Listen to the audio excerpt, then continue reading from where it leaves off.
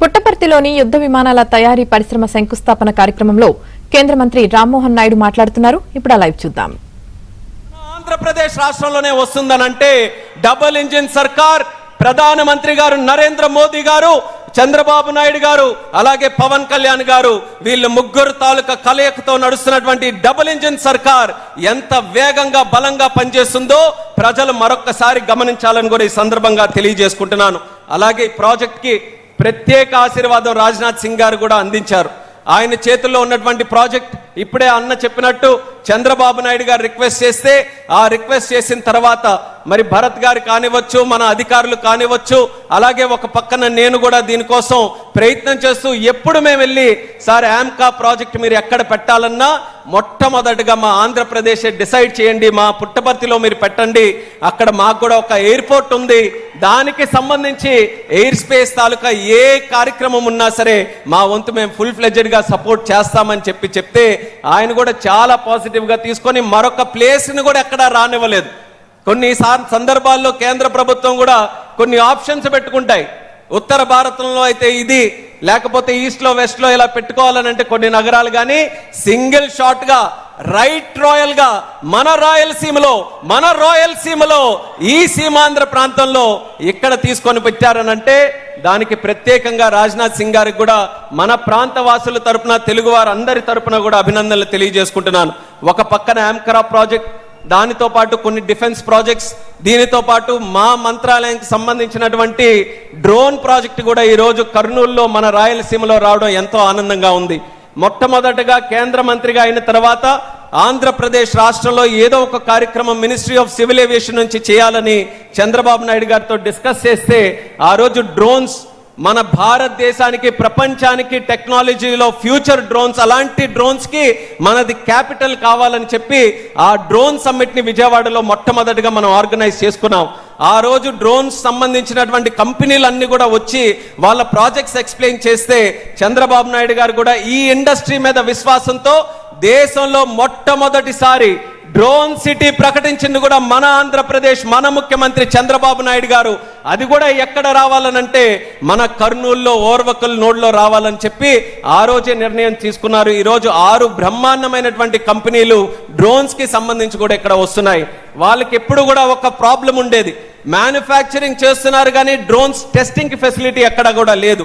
అందుకనే వాళ్ళను కూడా కర్నూలు ఎయిర్పోర్ట్ తో కనెక్ట్ చేస్తూ first time in the country sand box facility drone testing కూడా మన ఆంధ్రప్రదేశ్ లో కర్నూలు ఎయిర్పోర్ట్ లో ఈ యొక్క డ్రోన్ సిటీని కనెక్ట్ చేసుకుంటూ మొదటిసారి మనం చేయబోతున్నాం.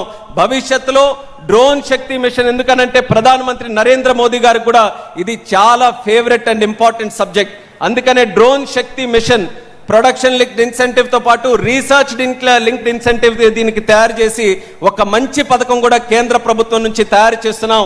దాంట్లో డ్రోన్స్ కి సంబంధించి భవిష్యత్తులో పెట్టుబడులు పెట్టడానికి ఎన్నో అవకాశాలు ఉన్నాయి. సో ఆ కార్యక్రమం కూడా మా మినిస్ట్రీ దగ్గర నుంచి చేస్తున్నాం. ఈ రోజు ఆంధ్రప్రదేశ్ రాష్ట్రం అవకాశాల ఆంధ్రప్రదేశ్ గా, పెట్టుబడుల ఆంధ్రప్రదేశ్ గా ఈరోజు మారుతున్న సందర్భంలో నాకెంతో గర్వంగా ఉంది.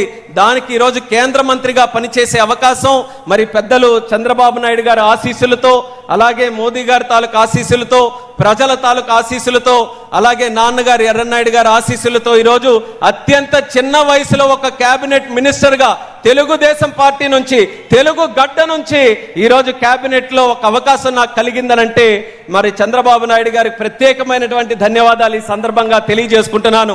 యువతకి ఏ రకంగా ప్రోత్సహిస్తారనడానికి మొట్టమొదట పెద్దపీట వేసింది చంద్రబాబు నాయుడు గారు. అలాంటి యొక్క మినిస్ట్రీ ద్వారా మన రాష్ట్రానికి ఎన్నో విధాలుగా ముందుకు నడిపించాలని మా వంతు కూడా కృషి చేస్తున్నాం. ఎయిర్పోర్ట్లు అదనంగా నిర్మించాలని, కనెక్టివిటీని ప్రోత్సహించాలని ఈరోజు మనకున్న ప్రధానమైన 3 ఎయిర్పోర్ట్లు వైజాగ్, అలాగే విజయవాడ, అలాగే తిరుపతి, ఈ 3 కేంద్రాల నుంచి కూడా ఇంటర్నేషనల్ ఫ్లైట్ స్టార్ట్ చేయాలని ఎంతో కాలం నుంచి కృషి చేస్తూ విశాఖపట్నం నుంచి అబుదాబికి ఫ్లైట్ స్టార్ట్ చేశాం. సింగపూర్ చంద్రబాబు నాయుడు గారు వెళ్ళిన తర్వాత తిరిగి వచ్చి ఫోన్ చేసి ఎట్టి పరిస్థితుల్లో విజయవాడ సింగపూర్ స్టార్ట్ చేయాలనంటే 100 రోజుల్లో విజయవాడ నుంచి సింగపూర్ కూడా ఫ్లైట్ వేశాం. రాయలసీమ తిరుపతి కేంద్రంగా ఎంతో కాలం నుంచి ఎదురు చూస్తున్నారు ఇంటర్నేషనల్ కనెక్టివిటీ కావాలని. అతి త్వరలోనే తిరుపతి నుంచి కువైట్ కూడా ఫ్లైట్ వేసి రాయలసీమ కూడా ప్రపంచ పటంలో పెడతామని ఈ సభాముఖంగా తెలియజేస్తున్నాను. అదనంగా కనెక్టివిటీ కూడా ఇస్తాం. 2023 నుంచి 24 సంవత్సరంలో రాష్ట్రంలో సుమారు 52 మంది ప్రయాణికులు ఉండేవారు. అది మన ప్రభుత్వం వచ్చిన తర్వాత, ఎన్డీఏ ప్రభుత్వం వచ్చిన తర్వాత 24-25లో ఆ 52 కాస్త 59 లక్షల మంది ప్రయాణికులకి తయారు చేశాం. మళ్ళీ ఈ సంవత్సరంలో, గడిచిన సంవత్సరంలో 59 నుంచి 62.3 లక్షల మందికి ప్రయాణికులను మన రాష్ట్రంలో మనం తయారు చేసుకున్నాం. అంటే అంచెలంచెలుగా ఎయిర్ ట్రావెలర్స్ కూడా మన రాష్ట్రంలో పెరుగుతున్నారు. మళ్ళీ భవిష్యత్తులో మరింత పెరగడానికి మినిస్ట్రీ ఆఫ్ సివిల్ ఏవియేషన్ నుంచి పూర్తి సహాయ సహకారాలు అందిస్తాం. రాయలసీమకి ప్రత్యేకంగా ఒక వెనుకబడినటువంటి ప్రాంతంగా ఎంతో కాలం నుంచి ఇక్కడ ముద్ర వేశారు, మా ఉత్తరాంధ్రకు కూడా అలాగే ముద్ర వేశారు. కానీ ఈరోజు పెద్ద పెద్ద నగరాలు మనల్ని చూసి అసూయ పడుతున్నాయి.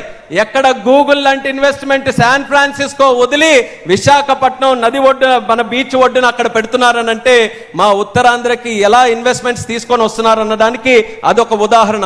ఈరోజు ఎన్నో ప్రాజెక్ట్స్ మన రాయలసీమలో కూడా చేశాం.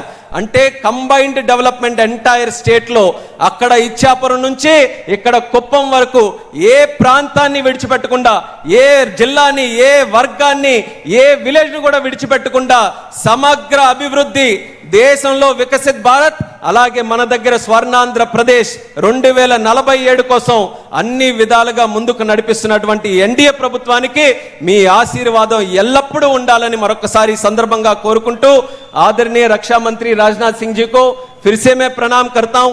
आपके आशीर्वाद से इतना बड़ा प्रोजेक्ट हमारे यहाँ पे आया है और हमारे तरफ से खास करके मिनिस्ट्री ऑफ सिविल एविएशन जो हम मानते हैं, मैं अपने मिनिस्ट्री में भी बोलता हूं कि हम छोटे भाई हैं मिनिस्ट्री ऑफ डिफेंस के लिए. डिफेंस में कोई भी एडवांसमेंट होता है तो उसका सीधा लाभ सिविल एविएशन को मिलता है. तो इसलिए आज इतना बड़ा फाइटर जेट का प्रोजेक्ट, हमें जरूर विश्वास है इसका कहीं ना कहीं एक लाभ तो हमारे सिविल एविएशन को भी होगा. और खास करके ये हमारे आंध्र प्रदेश में, हमारे रायलसीमा हुआ, इसके लिए बहुत बहुत आभारी हैं आपके और केंद्र सरकार के. वैसे मैं मंत्री तो भारत सरकार का हूं, बट यहाँ पे लोकल बॉय हूं, तो यहाँ पे मेरे को ये स्टेट का भी रिप्रेजेंट करना है. तो ये लोगों के तरफ से केंद्र सरकार से फिर से धन्यवाद देते हुए, खास करके राजनाथ सिंह जी को भी धन्यवाद देते हुए, అందరికీ కూడా మరొక్కసారి నా హృదయపూర్వకమైనటువంటి నమస్కారాలు తెలియజేసుకుంటూ మీ అందరి దగ్గర సెలవు తీసుకుంటున్నాను. జై హింద్, జై భారత్.